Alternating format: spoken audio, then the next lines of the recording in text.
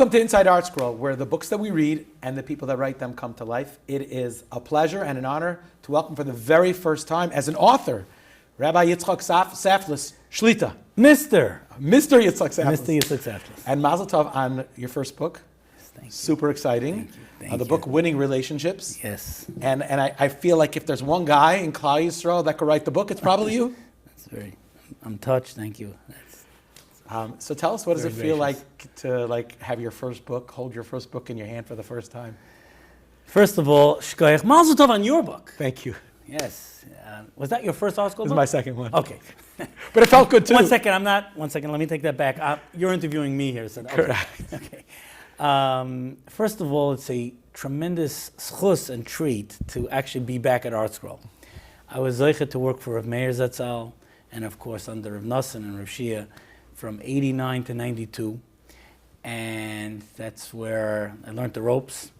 And I learned so much from Rav Meir and the other ones, which actually made it into the book. There's a lot of personal anecdotes and lessons that made it into the book.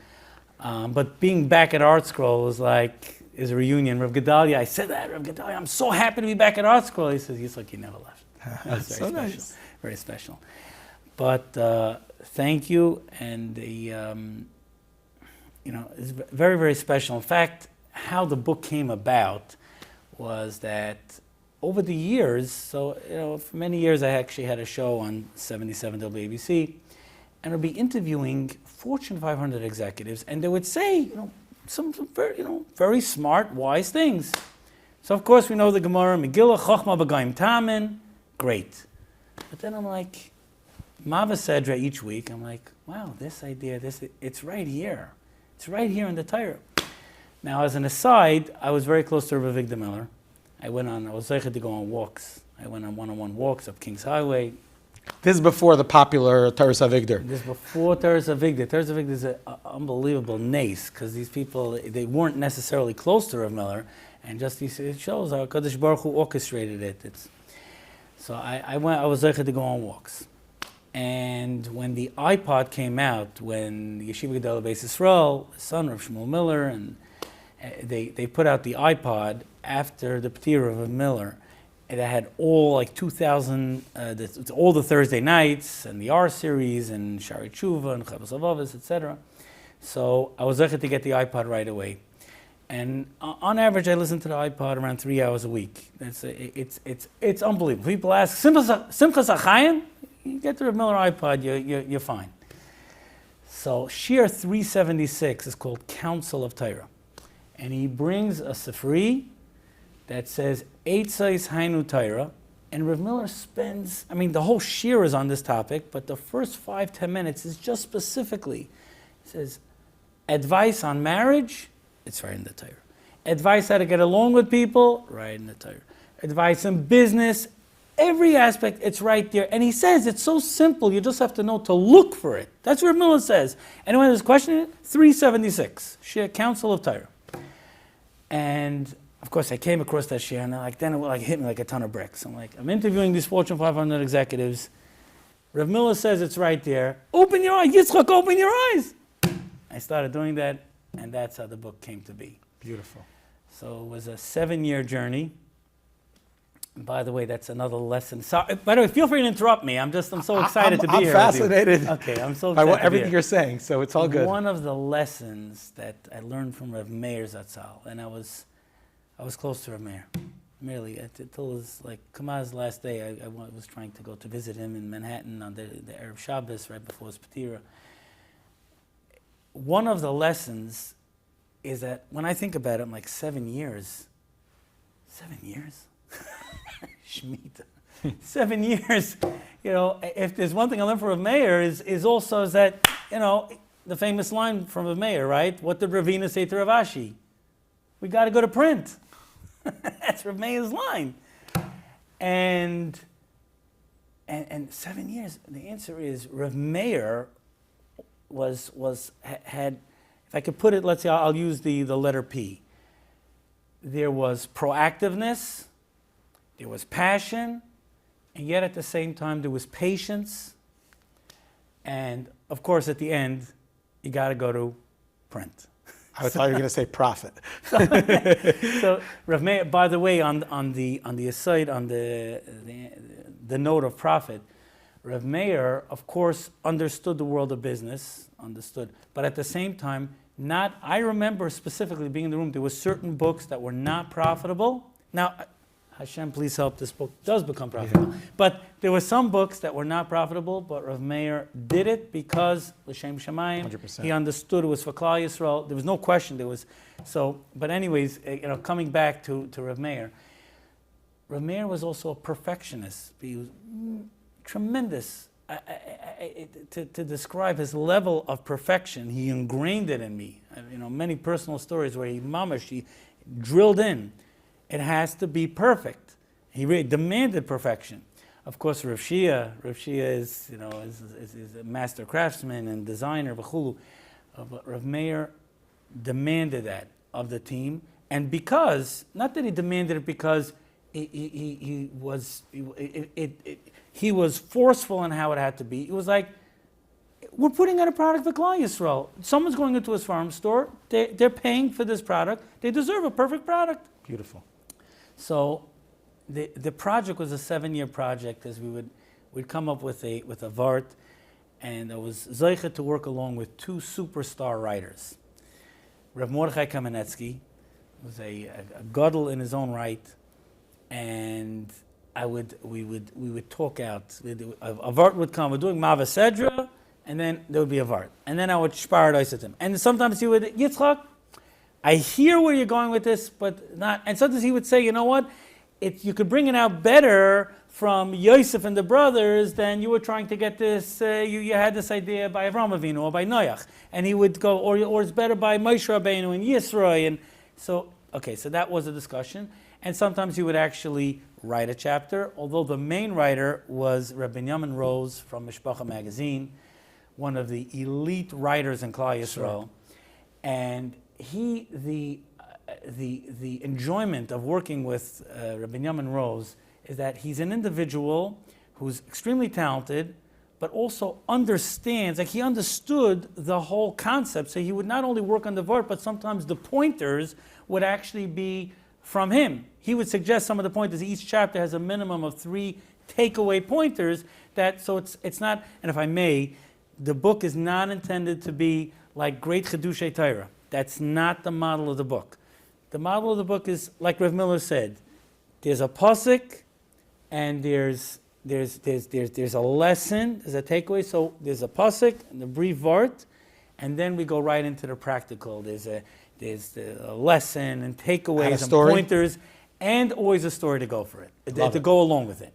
And the story, we tried, out of the 35 microchapters, they're microchapters, each chapter is roughly a 4 to 5 minute read, 35 microchapters.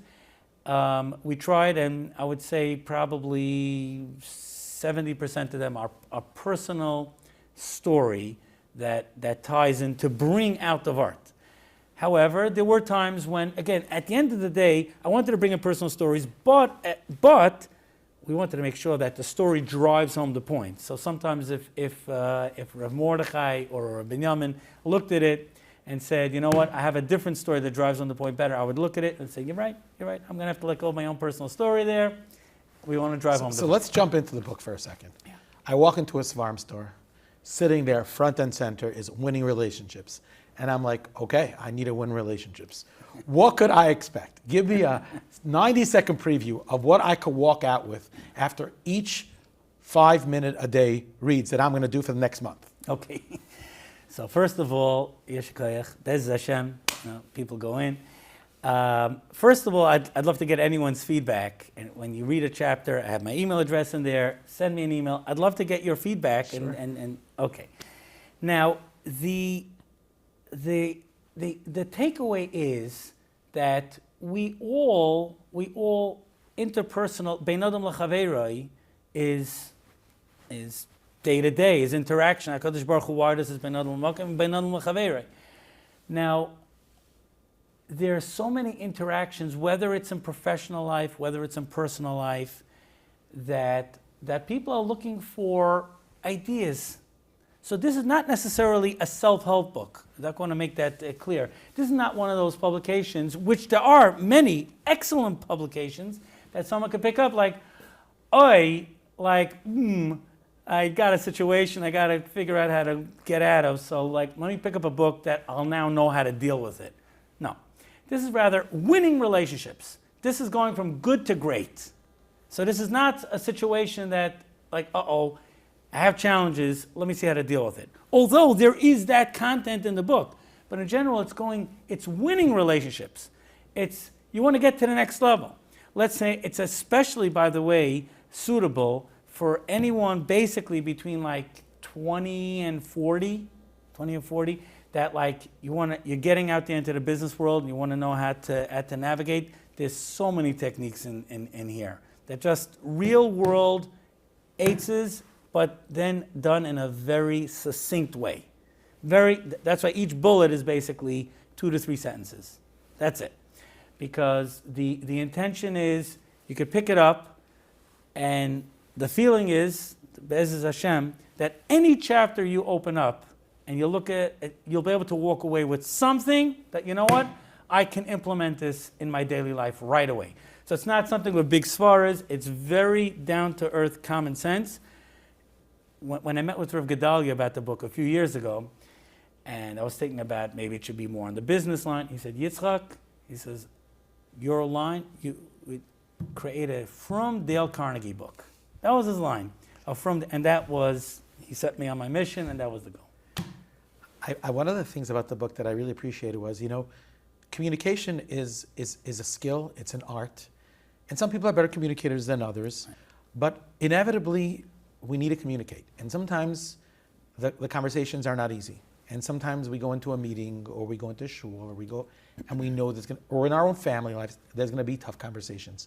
And I really like that you dedicated a really substantial amount of time in your book to what's the mindset, how to navigate it. I just felt that was so helpful. So because we have you, share with us the one thing that you feel like you have to have a tough conversation. It's not going to be geschmack. What should you go into that conversation, what you have in the back of your mind that you just make life a little easier? So it's a great question. And in the book, there are 6 sections. The 35 microchapters are broken up into 6 sections. The first section is communication, because so much in life rides on communication. We're medabrim. That's what we're called. Medabrim, exactly. And therefore, it can't be overemphasized, or the need to become a master communicator, which really everyone could work on in their own way in order to improve their communication. At the same time, you touched on an important point, is that sometimes there's certain situations that are a bit delicate. So I actually have a separate section on diplomacy. And that is where sometimes there are delicate conversations. There's one chapter, the art of the exit. If a person's in a business relationship and maybe it's not working out, what is a mahalach? And I remember when I learned it, and I started dancing. Avram Avinu in Light, in Lech Lecha, when he has to part, when the shepherds they were eating from other people's property, and the question is, Avram Avinu saw and I have in here a 5-part step-by-step plan in the art of the exit. And it's clear. It's from Avram Avinu. Avram Avinu spelled it out. Because remember, he said, you want to go, you go right, I'll go left. You go left, I'll go right. What Avram Avinu was spelling out in a situation where the exit is inevitable, how to do it in a very, in the most geschmacka way for a very ungeschmacka situation, if I could put it that way. There's a chapter on that. So that's diplomacy. Also, is by Yigash Elev Yehuda, when Yehuda, and we know the pshat that he had to champion for Binyamin, and yet at the same time he didn't want to pull out the gun, so to speak. But we know the Mefarshim bring down clear that he was going pleasant. For that story, for that chapter, I reached out to Dr. Rich Roberts. I said, Dr. Roberts, maybe you have a great, and he has an amazing story about when he was running his company, which he eventually sold. He had a rough encounter with the FDA, the government, and how he navigated it. And it was mamish a great story that brings out exactly like what happened, where he had to go as pleasant as possible, but to show that, that, as the way he puts it, he says, I wasn't going to go down with my missiles still in their silos. So that's when you bring up about communication and navigating delicate situations. That's why there's quite a few microchapters under the section of communication, and then still a few in diplomacy, because winning relationships, of course, we always want to mispal, every situation should go positive. That's great. But what happens when there's a delicate situation? There's an entire section on that. I was looking through the book, and there's a lot of amazing stories, like you said before, so many great personal stories. Thank you. I didn't realize that you learned by Rabbi Trank. Rabbi Trank. So, I don't always do this, but can you share the story you have in the book about cleaning up from Mincha? Because that was such a beautiful ma'aseh. Yeah. What happened was, and of course I remember it clearly, for those that were in Adelphia, right, the library was down the hall, like when you came, if you came from the main entrance, it was to the right. If you came down the hall from where the dorm was or where the classrooms were, it was to the left. Good. What happened was they were doing work inside the Beis Medrash, and they were painting the whole Beis Medrash. Fine. So it was closed for, I don't know, maybe it was a week, something like that. And everyone davened, all the tefillas, inside the library, as it was known. Good, so there were tables in there. Okay. Now, the library was, it's a, Baruch Hashem, a healthy Mesifta with Mesifta boys. So, the library was a library. You came in there, you got some books, but you have a coffee, you left it there. Sometimes it got a little messy. Fine. So, Rabbi Trank had assigned me to clean up the library. That, so if I see cups laying around, to keep it clean. Good. Kitzer, one fine day. Because you were going to daven there, right? And so again, we davened there, all the tefillas, but in between the tefillas, it was still a library, and people were, the hergel of it was a library, so people still came in. But again, for that week, Shachris, Mincha, Ma'ariv were inside the library. Fine. And even when everyone piled in, it was a little squishy. It was, wasn't the same size of the Beis Medrash. So Rabbi Trank wanted that for tefillas it should be nice. Good. So I always made sure to go in beforehand, maybe 10, 15 minutes beforehand, just to straighten things out. Fine. Kitzer, let's say it was again one of the tefillas that someone came around and announced that, by the way, the Beis Medrash, all the painting was finished. The tables are back in. The next tefillah, we're going to daven, I think it was Mincha. Mincha, we're going to daven inside the Beis Medrash. It came a few minutes before Mincha. Rabbi Trank said, Rabbi Isai, we're davening in the library. Good. I went to the library. They looked inside. The Beis Medrash was free. Good. We all davened in the library. At the end, Rabbi Trank gives a clap. Talmidim? Okay. Why are we in the library? He says, I assigned Yitzchok to clean it up. He prepared and cleaned up before Mincha. He says, in that recognition, we stayed for Mincha in the library. Beautiful. Of course, these stories stay. Again, Rev Trank, just love them, of course, the book, the ArtScroll. Now, what's your takeaway when it comes to winning relationships from that story? So, the takeaway is I just want to say that because it wasn't necessarily a compliment beforehand. It was the emphasis on chizuk and giving a compliment, but meaning affirming that, and recognizing and appreciating when someone goes out of their way, and then, but by doing it the way he did it, imagine the chizuk he gave me, and also he was able to train others on what's important. So, Rabbi Trank was a master mechanech and understood people. He obviously, I learned a lot of elements of winning relationships from Rav Trenk Zatzal. And the takeaway there was that, mamash, here we are, and by giving a compliment in front of a tzibur like that, you can imagine it was like he was reaffirming, this is what I expect of you, Yitzchok, but it's what I expect of all Talmidim, and of course it encouraged everyone to live up to the role that he expected from us. Beautiful, beautiful. Do you feel, I mean, Baruch Hashem, you're doing this business, you've been in this business 3-4 decades already, a long time, and technology has shifted dramatically. Yeah. Do you feel that, have you seen a decline in people's abilities to navigate relationships just because instead of looking a person in the eye, having a meaningful conversation, it's an email, it's a text, it's a WhatsApp, and that's it, and a putter. And that definitely, just from my perspective, definitely is somehow cutting a relationship. But I'm curious to see, as somebody who's like, you have a front row seat there, what your understanding is. Yeah. So thank you. It happens to be in the first micro chapter. I go into that aspect, and there are a couple of takeaways. First of all, wherever possible, studies have shown this, and I have a quote from a Dr. Katzenstein, that wherever possible, still try to have a face-to-face conversation, like we're having here. Right.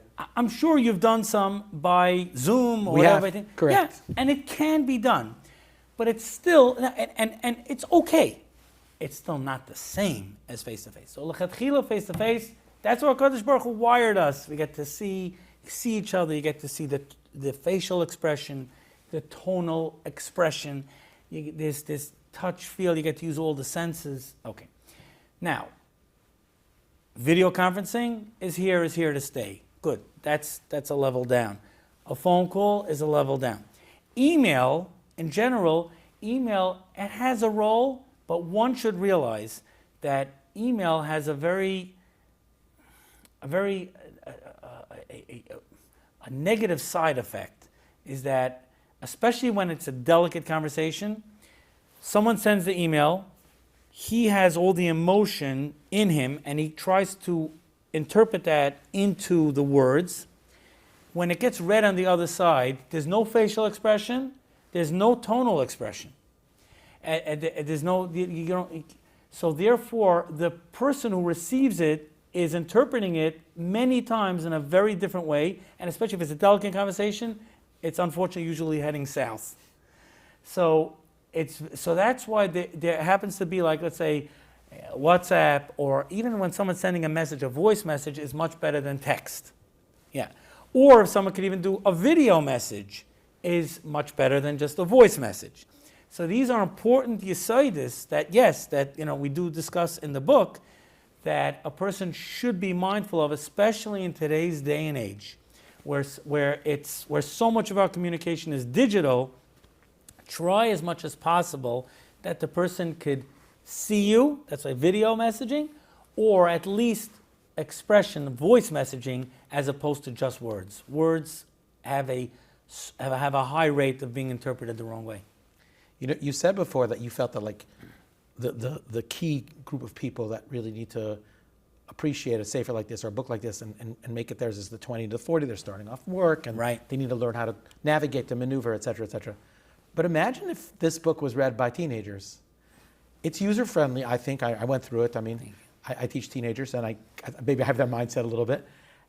But imagine if we're training them in communication, in relationships, before they hit that point. And you don't have to be in the business place to appreciate right. a book like this. Right. So I don't know, like, what you were thinking, like when you wrote, did you have like a particular age or stage in mind? You're just like, hey, whoever could get benefit from this, but like. So first of all, again, Rav Gedalia, who gave great instruction to me early on, he said clearly, he said, Yitzchok, try to go Dale Carnegie, think Dale Carnegie, a from Dale Carnegie book. Good. Now, it happens to be one of the Rabbanim, and I'm fortunate, Zaycha, to be close to many, many Rabbanim. Take a look at the beginning, beautiful letters. Yeah, amazing. Thank you. So one Rav in particular told me, he says, Yitzchak, I think there should be a curriculum in seminaries. Namsh, to your point. He said, I think that the seminaries, they would take a chapter and then go through the point, a micro chapter. Again, everything is micro. It's still, even though we were talking about today's day and age communication, I'm not living under a rock somewhere. And therefore, everything is very bite-sized. Very, very bite-sized, very, for today's day and age.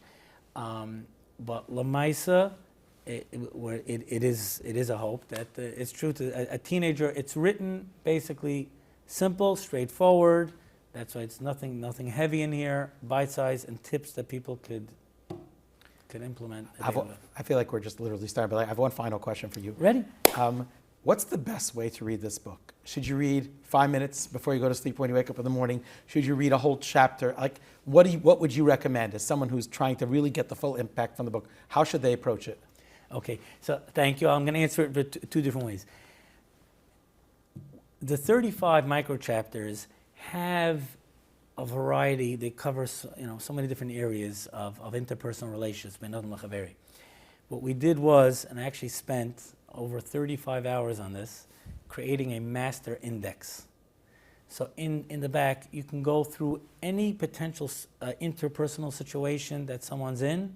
They'll find it in the back. It's like a 20-page, an 18-page index that goes through any particular. It could be from positive to how to give, complimenting and how to deal with all different types of aspects, and it also discusses challenging, how to deal with error avoidance. So therefore, one potential way to answer it is that someone could just flip through the index and say, what tickles my fancy? At work, boom. What either tickles it, or what issue am I dealing with, and I want to deal with it, and then pick that chapter. The other recommendation would be not necessarily to read it in order. Open it up, but read whatever chapter, just open up to whatever you want, and then read that chapter from the beginning to the end. It's a 6 minute read, and then you can start working your way around. But just jump right in, whichever one you love, just grab it. I hope you love whichever one you open up to, obviously, but just open it up. And dive right in. And don't give it away, but there's a reason why the book is orange. Oh. If someone wants to know the reason, they need to buy the book, correct? Yes, of course, orange is the color of value in general. I also have tremendous hakaras hatov to Rav Shia Brander, who allowed, there were discussions, everything. Rav Shia is such a genius. It was so exciting to work with him again. Again, he was my direct boss when I was there, and we had discussions. Is it going to be a 6x9 or a unique size? And I explained how these type of publications, also because I didn't want it to be viewed as a sefer, I want it to be viewed in a unique light. He said, yes, we can go unique size, unique color, beautiful. Unique even the lamination was a very unique, and we had many conversations with Aaron Moshe. The team here at ArtScroll is second to none. Perfection, and yet... It's so perfect. I was just thinking I could put it in my wheelie when I travel, next to my eraser. And when I need a little bit of learning, I got some learning. When I can't learn, I could just figure out how to win another relationship. It was such a pleasure talking to you. Buy the book. It's fantastic. It's easy. It's practical. It's inspiring. And it really has the potential to assist you in upgrading your relationships. Thank you very much for coming in. Great, Yeshakayach. Thank you, Rabbi Landau. It's a pleasure.